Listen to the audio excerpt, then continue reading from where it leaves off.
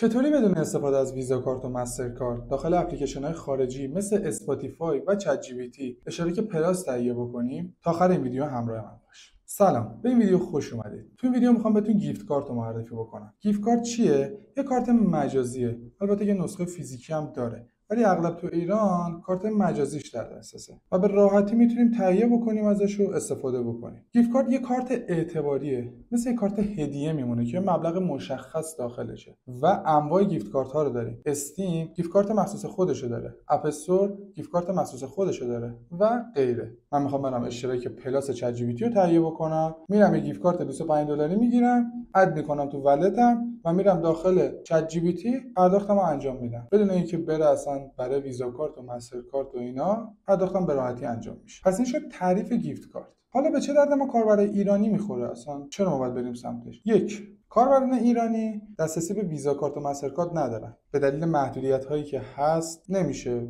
ویزا کارت یا مستر کارت داشته باشیم. اگه هم میبینید از طریق سری واسطه ها میشه، هزینه های بالا و کارمزد بسیار زیادی داره که اغلب به صرفه نیست. پس در نتیجه ما میایم روی انتخاب قانونی و درست و ایمن، مثل گیفت کارت. چرا میگم ایمن؟ یه سری سایت ها هستن که واسطه‌ان. مثلا شما میری جیمیل و رمز اکانت چت جی پی تی تو مثلا میدی به اون واسطه که بره برای تو اشتراک پلاس تهیه بکنه. حالا جدا از اینکه هزینه کارمزد و سود و اینا خودش هم میگیره که خب این منطقیه دیگه، داره یه کاری انجام میده برای تو. بحث حریم خصوصی هم هست. خب ما باید رمز و جیمیل اکانتمون رو بدیم دست اون واسطه که بره برامون خرید انجام بده. اصلا نمیدونیم واسطه کیه، کی پشتش داره، کی خرید انجام میده، مورد اطمینان هست نیست، چطوریه. خب این سوالا برای بعضی ها پیش میاد و خب جایگزین بهترش همین گیفت کارته. یا باید بری هزینه گزافی بکنی، ویزا کارت یا کردیت کارت بگیری که به نظرم به صرفه نیست برای کسی که میخواد دو سه بار خرید انجام بده. مثلا میخواد بره داخل یه بازی یه آیتمی رو بخره، یه دفعه میخره تمام میشه میره، شاید دیگه نخواد بخره. اون ویزا کارت به چه دردش میخوره؟ شاید اصلا آدمی نباشه که بخواد زیاد خرید اینترنتی بین‌المللی انجام بده. در نتیجه این خیلی مناسبه برای کاربرای ایرانی. تا اینجا به نظرم داشتیم کلا مزایای گیفت کارت رو میگفتیم، همش مزایا بود، تعریف و تمجید.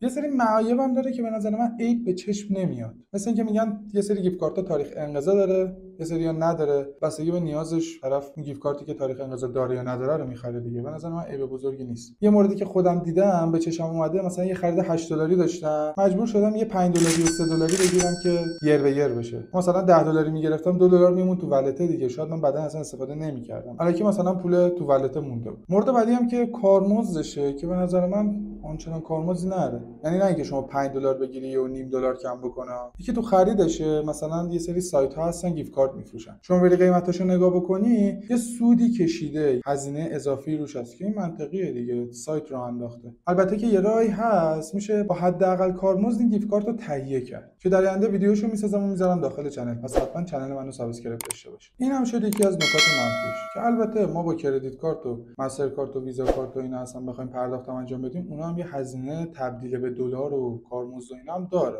شما فکر نکن اون بدون کارمزده. پس در نتیجه یه خرید به صرفه ایه. اینم عیب بزرگی نیست. اینم از معرفی گیفت کارت. دیگه نکته دیگه ای نمیمونه. به نظرم کامل توضیح دادم. رسیدیم به پایان ویدیو. اگه این ویدیو خوشت اومد لایک رو بزن. تو کامنت هم برام بنویس تو از چه روشی استفاده می‌کنی برای پرداخت‌های بین‌المللی یا داخل اپلیکیشن و اینجور چیزا. دوستتون دارم. تا ویدیو بعدی، خدا نگهدار.